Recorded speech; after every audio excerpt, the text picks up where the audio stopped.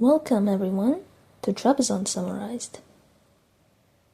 How long I've waited to say those words. Now we will finally cover the history of the Empire of the Grand Komnenoi, the true claimants to the throne of Constantinople after 1204. But before we rush to that, we should first take a look at the city of Trebizond, or Trapezunta as the locals call it. As the city of Byzantium was the beating heart of the Empire of Byzantium, so was Trebizond, the same for the Empire of Trebizond. This then was the city which gave birth to a Ionian Roman Empire on the Black Sea. Trebizond was ancient, more ancient than Byzantium, the new Rome. Hell, it even beat old Rome by a few years. In 756 BC, Greeks already settled in Trapezus, which was the ancient Greek name of the city. Like Byzantium, Trapezus was a prosperous trading city. Like Byzantium, Trapezus was also conquered by the Persians, Alexander, and the Romans, who granted it much freedom. But before that, Trapezus and the rest of Pontos belonged to the Hellenistic kingdom of Pontos. Its last ruler, Mithridates VI, was one of the Roman Republic's worst enemies. The Greek king waged bitter war with the Romans over control of Asia Minor, setting himself up as the champion of the Greek world from the Latin barbarians of Rome. How Mithridates would roll in his grave if he learned that Pontos would, in 12 centuries, become the power base of an exiled Roman imperial dynasty who tried to restore New Rome. Yet, why should the Pontic king be surprised? Mithridates already ruled over a diverse empire of Greeks, Asians, and Romans, and he welcomed to his court talents of all origins. Even those, quote-unquote, barbaric Latins he showed so much hate to in public. In the kingdom of Pontos, the ruling class and citizens alike were of Hellenic and Asiatic admixture, speaking languages, practicing customs, and worshipping gods from both sides. So, Pontos was no stranger to receiving the best of all cultures, and the Trebizond would one day be a haven for Greeks, Asians, and Italians under the Trapezuntine Roman Emperors. In the late Middle Ages, a large portion of the Empire of Trebizond citizens were not Greek, as shown that 60% of citizen names were of diverse origin: Asian, from the Caucasus to Mongolia, and Italian, recorded in the Acts of Vazelon. Wait, what is Vazelon? I'm glad you asked. Vazelon was the most ancient Christian monastery of Pontos, and perhaps the whole world. The Christian faith took root here rather early. Already, grand monasteries like Vazelon and Sumela, eternal symbols for Pontian Greeks today, were established by the time Constantine the Great rechristened Byzantium as Constantinople, the capital of Christendom. Trebizond took Saint Eugenius, a native martyr of the city, as their patron saint. Fast forward to the medieval Roman period. Trebizond served Constantinople well as a thriving port city at the end of the Silk Road, where goods from the east made their first stop before ending up in the Iki of wealthy Romans. It also was a crucial military base, due to its proximity to the eastern borders. The walls of Trebizond were refortified during Justinian's war with the Persians. The city became the capital of the Thema of Chaldea, Middle Byzantium's northeasternmost frontier with the Arabs. A long tradition of border warfare toughened the Romans of Trebizond and Pontos, so that when the Seljuk Turks invaded Anatolia and took over almost everything, the Dukes of Chaldea, Theodorus Gavras, retained his realm's independence from the Turks. However, the fierce general also was independent from the emperor in Constantinople, Alexios Komnenos. Alexios and his dynasty scratched their heads countless times about Gavras and his family, before Alexios' son, Emperor Ioannes Komnenos restored Trebizond under imperial control by defeating Theodorus' son, Konstantinos Gavaras. How they would all roll in their graves if they learned that the Komneni and Gavradis were to both become major ruling families shaping Pontian history. And thus our story begins, with the last Komnenos emperor in Constantinople, Andronikos I. This debauched, irresponsible rogue prince was a stain on the prestige of the Komneni during his youth. But his cousin, the then emperor Manuel I, forced himself to pardon the black sheep of the family time and again. Andronikos was a scum, that's true, but he was a charming scum, and he made friends easily. During one of his escapades from cousin Manuel's wrath, Andronikos came to the court of Georgia. Whatever he did there, he managed to earn King Georgi's goodwill and joined their houses somehow. Then when Andronikos returned to the Roman Empire through Pontos, he was given a castle by his Turkish friends near Colonia. And when Manuel cooled down, the emperor made his cousin the governor of Pontos.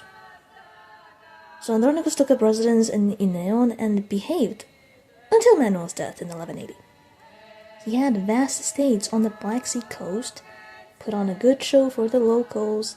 Then, once he usurped the throne in 1182 from Manuel's son Alexios II, he didn't put the Pontian Romans through any of his tyranny since they were too far away. Thus, Andronikos and his family always remained popular in Pontos, as opposed to his declining support in Constantinople, which he ruled with an iron fist. In 1185, the Roman populace overthrew and lynched him. Andronikos' family also suffered. His good son, Manuel, who took no part in his father's atrocities, became blinded as collateral damage. But Manuel saw this coming and took pains to ensure the survival of his baby boys, Alexios and David Komnenos. What happened next isn't clear. The lives of Alexios and David are blank until 1204, so we must guess. Either Manuel smuggled his boys out in 1185 to their relatives in Georgia, or Alexios and David stayed so insignificant in Constantinople that they only made it to their paternal aunt, the legendary Queen King Tamar the Great, in the wakes of the chaos in Constantinople in 1201, after the failed coup of Ioannes Komnenos the Fat against the Angelos dynasty. In either case, it's certain that the brothers were in Georgia by the early 13th century, and that they had some connection with the fat usurper Ioannes Komnenos. See, Fatso was ashamed to reveal his other surname, Axouchos, because that showed his descent from a Turk. Not any Turk, but the Romanized Turk, Ioannes Axouch, the highly respected Megas Domesticos and lifelong companion of the Emperor Ioannes II Komnenos. Usually that's something to be proud of, but Fatso wanted to maximize his legitimacy. But that's not the point. The point is, Fatso's possible daughter, Theodora Axouchaina, was married to Alexios, as the narrative will soon show how. And Alexios, Axouchaina, and David will soon found a new branch of the fallen Komnenos dynasty, a grand branch, which would rule as emperors for 257 years, even longer than the Palaiologi. Actually, if we add the Trapezuntine Komneni's reign to the dynasty Alexios I Komnenos founded, then the Komneni reigned sovereign for almost 400 years. Longest Roman dynasty ever. While in Georgia, the Komnenos brothers heard the news of the Fourth Crusade and took the opportunity to reclaim their lost heritage. Tamar, a shrewd queen, supported her nephews with Georgian troops and encouraged them to take Trebizond. The Roman cities of Pontos needed no incentive, and they rejoiced to welcome back their exiled princess. Alexios entered Trebizond in April 1204, around the time of St. George's Day and Easter that year, and that is to say, late into the month. By that time, Constantinople fell to the Crusaders on April 12th. What should have been a Georgian-backed expedition against the Angeli soon turned into a project to restore the Roman Empire instead. Thus, the Empire of Trebizond was founded as the first of the Byzantine successor states, and 22-year-old Alexios was crowned Emperor of the Romans. This would be something the other statelets in Nicaea and Epirus copied. But for now, the Komneni faced no opposition, and Alexios settled in Trebizond to rule his empire, which composed of Pontos and the Crimean Roman territories, which was called Peratia, while the more energetic and ambitious brother, David, took his army further west, towards Constantinople. On the way, he conquered Paphlagonia, which included the ancestral Komnene homeland of Kastamon. The Komnenian Empire extended almost the entire Anatolian Black Sea coast. They seemed destined to retake Constantinople. Until Theodoros Laskaris happened. Laskaris was a nobleman, son-in-law of deposed emperor Alexios III Angelos, and found a support base in Nicaea. By 1205, Laskaris subdued his rivals in western Anatolia and was the only thing blocking David from Constantinople. The two Roman leaders, instead of teaming up against the Latin occupiers, duked it out themselves as per Roman Civil War tradition. In 1206, David occupied Nicomedia, just an arm's length away from the city, and Laskaris struck, making David's realm to be confined only as westward as Heraclea Pontic. He also egged the Seljuks to besiege Trebizond, while David swung the other way and allied with the Latin Empire of Constantinople, thus saving his domains from further Nicaean conquest. David didn't like the Latins, but he disliked Laskaris more, so with Latin mercenaries, he ravaged Nicaea's border around 1207. The Paphlagonians crossed the Sangarius River to punish Plusias, a city which defected to Nicaea, but Laskaris' general, Andronikos I defeated them, and David lost almost all his men. Still by now, the Komneni ruled the largest of the successor states, although soon their fortune began falling. In 1208, Laskaris felt confident enough to assume the title of emperor. He made Michael Torianos the Patriarch of Constantinople in Nicaea, who then crowned him Emperor of the Romans, like Alexios Megas Komnenos. Most Romans of Asia Minor recognized Laskaris as their sovereign, and Nicaea menaced the Paphlagonian conquests of David so much that he had to ask King Henry to come to Asia. This relieved David for now, but Trapezuntine power in western Anatolia continued to decrease and David disappeared. We used to think David was slain at the siege of Sinope in 1214, but newer research concludes that he died on Mount Athos in 1212, most possibly exiled by Alexios for getting too ambitious in the west, or sucking up too much to the Latins around this time. This was good news for Laskaris, who seized all of David's conquests up to Sinope before 1214.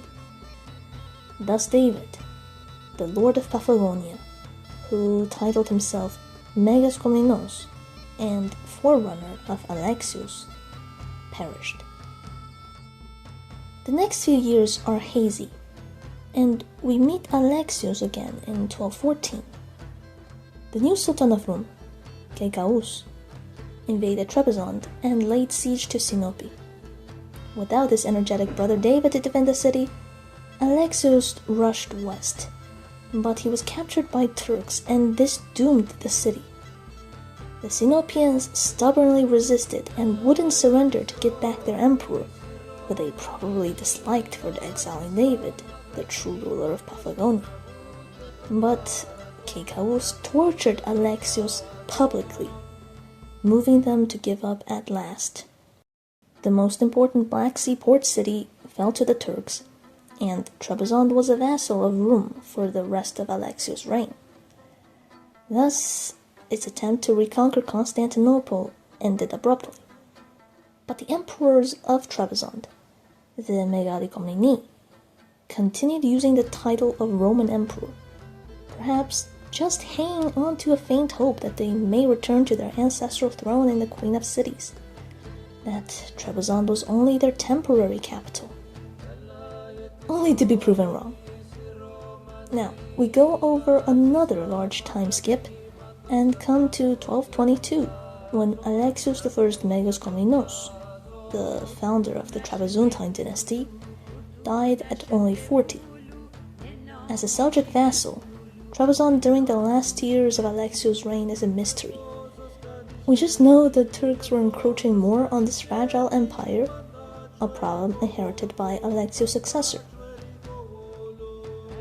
It's difficult to assess the Megas Komnenos brothers due to the lack of sources, but we can say that though Alexios' reign turned badly after the disappearance of his brother David, the creation of his Empire of Trebizond was also the creation of an enclave of Romanitas in northern eastern Anatolia that will endure until the end of the Ottoman Empire. Pretty grand achievement, all things considered. The second emperor of Trebizond was peculiar, Andronikos I Komnenos. Alexios' young son did not succeed him, so the son-in-law did. Was he the Nicaean general who bested David on the Sangarius? Impossible to tell, but if so, it showed that Alexios valued talent more than blood. That Komnenos and this Emperor Komnenos were both capable strategists, and this helped the empire a lot, as the Turks were acting up and violating Trapezuntine Crimea. So Komnenos raided Sinope in retaliation. The Sultan of Rum was pissed and besieged Trebizond in 1223. We do have an abundance of information for the siege, but the gist is that, under the stern leadership of their emperor, and with the divine aid of their patron saint, Eugenius of Trebizond, the Trapezuntines warded off the Turks and won an astounding victory. The Sultan was seized, but freed by Komnenos, and Trebizond threw off its vassalship status.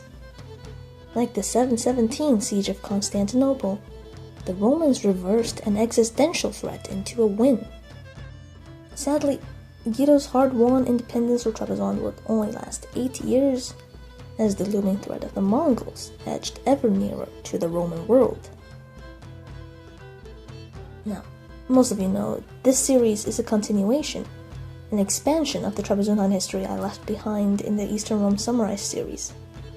The main content of this video had already been covered before, but I am a human and I learn constantly. One fascinating bit I learned later was that the Trapezuntine Romans may have been the first Europeans, for a lack of a better word, that the Mongols seriously encountered. See, there's a myth that the Venetians were the first European nation to ally with the hordes, but that's a lie. Legends say that the Mongols entered the Crimea and sacked the Venetian trading outpost, Soldeia, in the 1220s. Afterwards, sneaky Venice befriended the Mongols and told them about Europe. But Venice had no empire this far out on the Black Sea this early on. Soldeia, or Sugdeia in Greek, was part of the overseas Empire of Trebizond. Maybe Sugdeia was in the hands of the Turks then, as Seljuk aggression in Peratia was why the second siege of Constantinople even happened, but who knows? In any case, among Romans, Trebizond was the first to come into contact with the Mongols, as the next events show. The advance of the Mongols had pushed the Shah of Kharizm, Jalal ad-Din, to Anatolia. Jalal invaded Rome, and Guido supported him, but the Turks crushed him and punished the Trapezuntines with vassalage again. Jalal fled, but was killed in 1231, and his domains were annexed by the Turks and the Mongols, who now shared a border. Trebizond was next, but Guido would not live to see it, dying in 1235. He was a decent emperor. He saved Trebizond from Turkish conquest and raised its status, although this was lost later. Under him too, the cult of the patron saint of Trebizond, Eugenius, became very important. Alexius' eldest son, Ioannes I Komnenos, who bore both his father and mother's last names, ascended the Trapezuntine throne at last. You'd expect this descendant of both the Komnenoi, which produced some of the best Roman emperors, and of Aksuk, the best Roman Megas Domesticos, to achieve something, but no. He was trampled to death while playing polo after an uneventful 3-year reign. Wow. In 1238, the throne of Trebizond passed to Ioannikos, probably a brother of Aksukos, but another brother, Manuel I Megas Komnenos, the greatest Trapezuntine emperor of the 13th century, usurped the throne. To him, we owe the prosperity and stunning Hagia Sophia of Trebizond. But for now, Manuel ruled as a quiet Seljuk vassal until 1243, when the Sultanate of Rum faced the Mongols at Kosedah with Trapezuntine auxiliaries. The Turks lost, and both Rum and Trebizond became Mongol vassals, but it wasn't necessarily a bad thing for Manuel Megas Komnenos. Switching from a Turkish vassal to a Mongol one meant he was now equal with the Sultan, and the Mongols had bigger concerns than Trebizond. And Manuel knew how to leverage the new geopolitical reality to his advantage. In 1246, Manuel voyaged to Mongolia to pay respect to the new Mongol ruler, Guyuk Khan, the only Roman emperor to travel that far east. As for whether we are certain of this fact, we are not. I have examined the sources regarding this encounter in great detail, and I have sufficient reason to support it. But I won't bore you with my yapping now. With the Mongols disrupting the Near East, traditional trading centers in Mesopotamia and Syria became less important than hubs in the north, like Trebizond, where trade exploded during Manuel's reign. He was able to mint so many coins in his image that Georgians called their currency Kir Manueli. All this prosperity and wealth allowed Trebizond to improve its army and aim for Constantinople again. In 1253, the King of France was on crusade in Lebanon, and Manuel sent him an embassy proposing for an alliance against Nicaea and Rome. The French declined, but advised him to ally with the Latin Empire. But seeing how alliance with them may have been the downfall of his uncle David, Manuel didn't do it. Then in 1254, he reconquered Sinope, lost by his father Alexius. This was a solid step on the path to Constantinople, and it cut the Turks off from the Black Sea. The Trapezuntine governor of Sinope was a Gavras, signaling the end of the clash between the Komneni and Gavrades, who also slowly returned to prominence in Pontian politics. However, Manuel eventually lost the race for Constantinople, as Michael VIII Palaiologos of Nicaea did it in 1261, establishing a rival dynasty in the city. Although a compromise was settled by the Metropolitan of Trebizond by recognizing the ecclesiastical authority of the restored patriarch in Constantinople, Manuel refused to relinquish his title of Roman Emperor to Michael. In fact, on a fresco of Manuel in the beautiful Hagia Sophia of Trebizond, which he built, the title, Emperor and Autocrat of the Romans, are proudly displayed next to the imperial portrait. Manuel Megas Komnenos' reign saw the high point of Trapezuntine power. We may even conjecture despite lack of sources, that he expanded his empire southeast, thanks to his ill-counted Mongol allies, taking the rich silver mines of the Bayburt region. For these reasons, he was fondly remembered long after his death in 1263 and earned the title of the most fortunate general from Trapezuntine chronicler Michael Panaretos. Manuel's son, Andronikos II Megas Komnenos, succeeded, ruling 3 brief years, during which he lost Sinope to Mu'in Suleiman, the Ilkhanid's new favorite vassal in Anatolia. Trebizond lost Mongol favor, and that would prove the downfall of the next emperor, Ioannes Megas Komnenos, Andronikos' half-brother, who acceded in 1266, right during the controversies in the Orthodox sphere concerning Michael Palaiologos' decision to pursue union with the Catholic Church. To save Constantinople from Shah d'Anjou, an ambitious French king, Palaiologos was willing to damn his soul.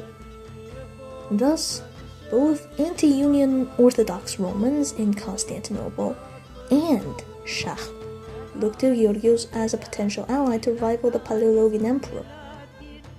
Sadly, we'll never know how Ioannes capitalized these prospects, as his mysterious reign ended in 1280. He was betrayed by his own nobles to Abaka, the Ilkhan, at a location known only as Tavrisium. Where this is, why he was betrayed, and under what circumstances, scholars are still speculating. Maybe all that intrigue against Palaiologos got to Ioannes' head, and he boasted his status as Roman Emperor a bit too much for his Mongol overlord's liking, and his policies left Trebizond too weak and isolated. He was not a good emperor in Trapezuntine memory. Anyway, Ioannes' brother, the young Ioannes II Megas Komnenos, became emperor. Only with his reign do sources finally become more detailed about history. But we will stop soon with the most momentous event of Ioannes' reign, relinquishing the title of Roman Emperor. Palaiologos still didn't give up this idea, and he proposed to the Trapezuntine Emperor a marriage alliance in 1281. Ioannes refused, but he soon faced a revolt by a certain Papadopoulos. So, after narrowly saving his throne, he agreed at last in 1282. From then on, Trapezuntine emperors were nominally subject to the restored Palaiologan Empire and went by the title of Emperor of all the East, the Iberians, and Peratia, no longer claiming to be the emperors of Rome. Ioannes married Michael's daughter, Eudokia Palaiologina, and exchanged his red imperial boots for black. He joined his father-in-law, Michael's final expedition in the Balkans, before returning to rule Trebizond. Yes, this Trebizond was now different, now subject to Constantinople. But what did it matter? The empire remained independent, having adapted to how to live under various nominal overlords. And Trebizond is entering its golden age under Ioannes II and his son, Alexios II, the first Megas Komnenos of Palaiologan heritage. That story is for the next episode of Trapezund Summarized. I hope you enjoyed this first introductory video and now understand how the Komneni created a new Rome on Pontos, an empire full of ingenuity and diversity, worthy heirs of both Greeks and Romans.